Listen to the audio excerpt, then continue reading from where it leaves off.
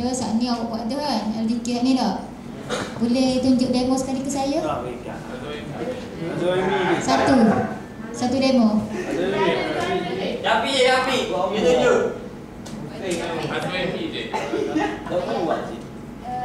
Untuk telefon saya tak ada. No.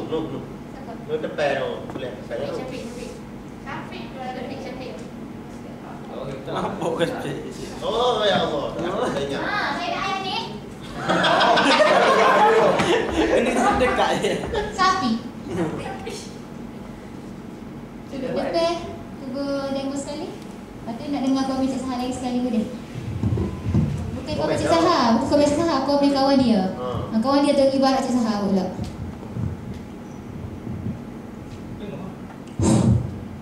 Saya dengar ayat ni. Saya nak dengar. Semua nak dengar. Segi aku makan kau lagi. Orang dia paling Ni ayat dia kita nak pergi dalam nada tidak marah ni. Bunuh, jangan lepaskan dia.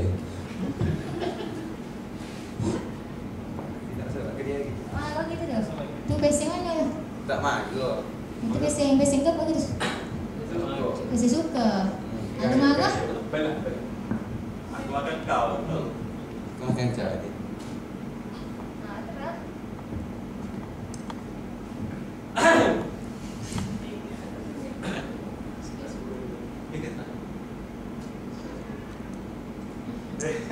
Mungkin. Kau belakang dah.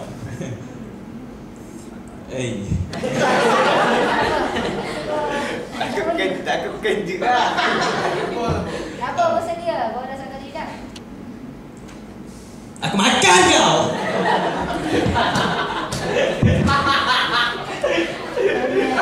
Jadi ya. Okey. Terima kasih Syafiq. Nampaknya dia boleh mengaplikasi dengan baik lah. Okey, dua situasi. Marah dengan tak marah. Jadi kita jemputlah tuan penceramah kita Encik Sahabudin untuk memberi komen. Encik Sahabudin. Okey. Encik Sahabihar dan Encik Sahabudin. Tuan penceramah kita.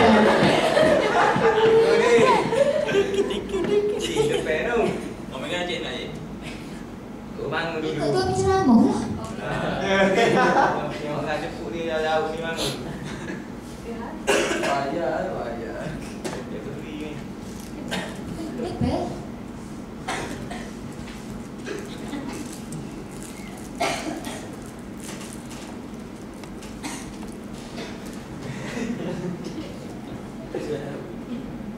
Enggak ada nak makan ni.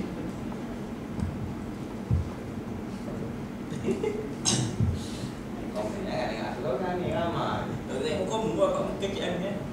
KM. Kalau okey tu okey pun tak ada dulu bawa. Mana tuan penceramah ni? Tak cik, dia buat gini kau apa? Pendengar je dia. Tak molek lah, tak sia dia. Depan ya tu. Laju. Tak apa. Komen dulu tuan. Kalau nak marah tu, mampu lain lah. Jangan okey sih okey. Kita komen dia. Tak ingat. Pada apa? Dia ayat ni je dia. Okey saja. Aku ni. Okey. Orang sampai ayat ni ada dua perkara dia. Orang marah kata marah. Dia jadi dah lah. Senang muka hidung orang kata. Garu ni. Apa dah. Kesimpulan nak di sebalik. Dia buat tu. Ulasan. Kisah ni. Apa yang awak dapat lagi? Komunikasi hak awak belajar ni apa awak dapat? Penceramah bagilah ke anak buah tu. Tu penceramah bagilah ke anak buah apa awak dapatnya hari ni.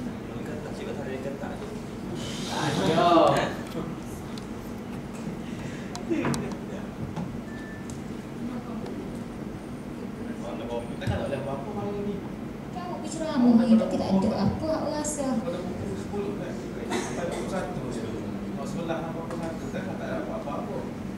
Tentang komunikasi. Depan tu. Audio. Audio.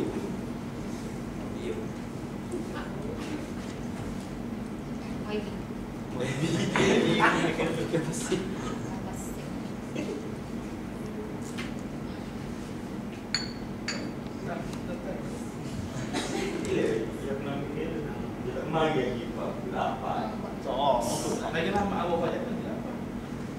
Dia dengan keluarga dulu cik. Aku deh. Dia nak apa? Tak boleh tengok muli juga. Tetap cik sahah ayat dia nak buat dia sahah butin. Nak butin lagi.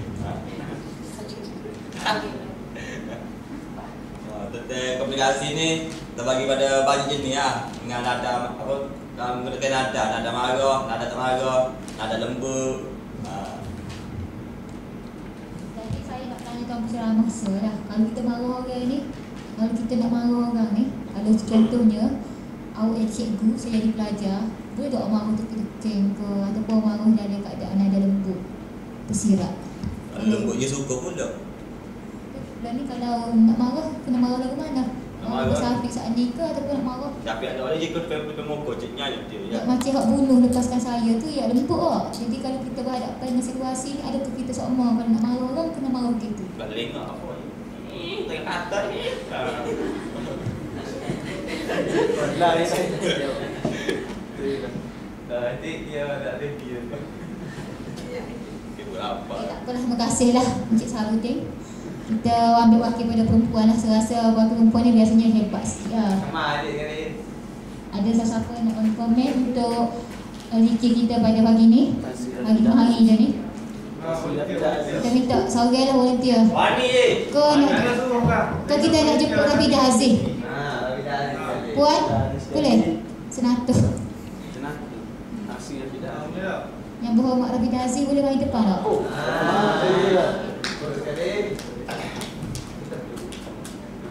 Aura ibu mengandung Ira sikit.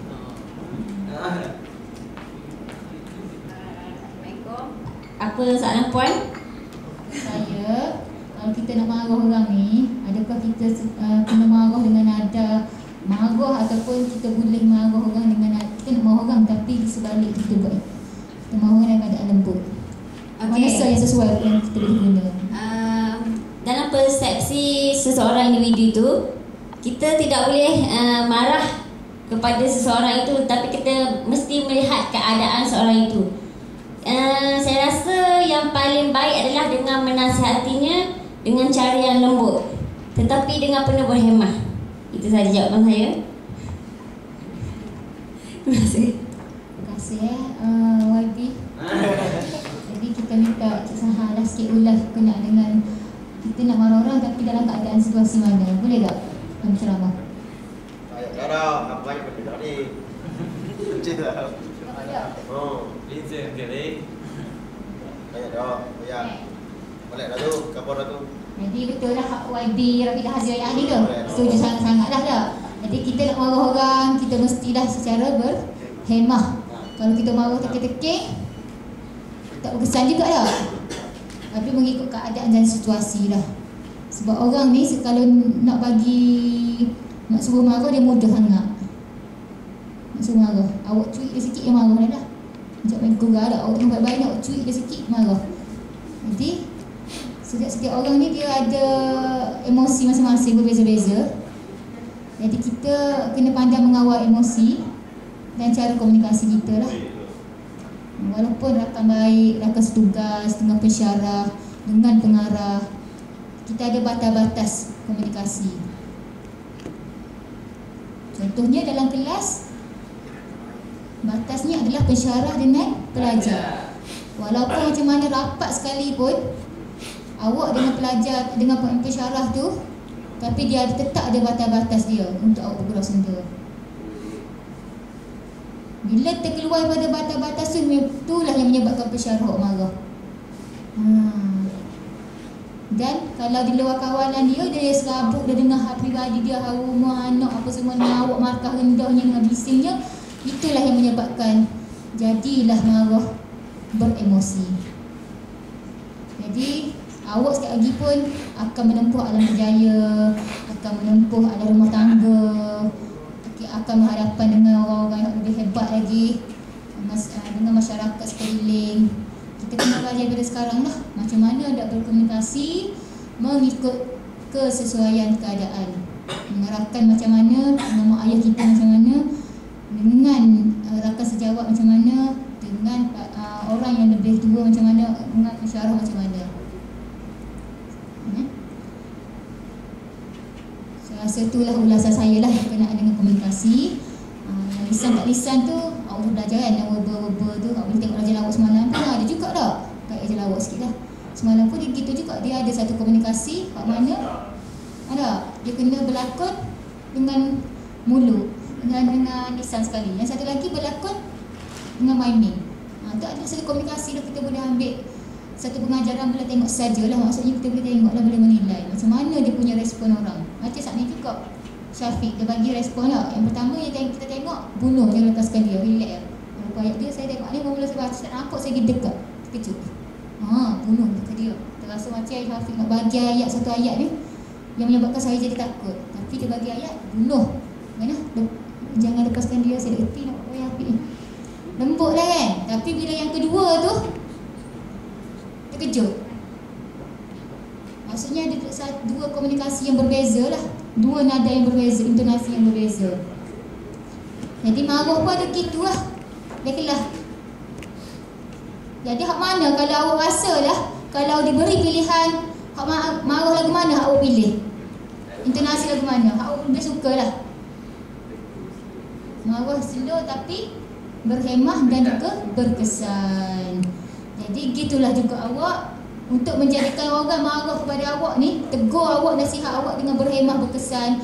Awak ni kena cermin dulu diri awak sendiri. Balik rumah, belak dulu diri sendiri tu, adakah aku berhemah dengan orang lain? Kalau kita berhemah dengan orang lain, insya-Allah orang lain pun berhemah dengan kita. Itu sahaja daripada saya. Jadi kita akan break pukul 1.10 dah sekarang. Kita break untuk makan tengah hari. Dan pukul, kita nak habiskan awal hari ni.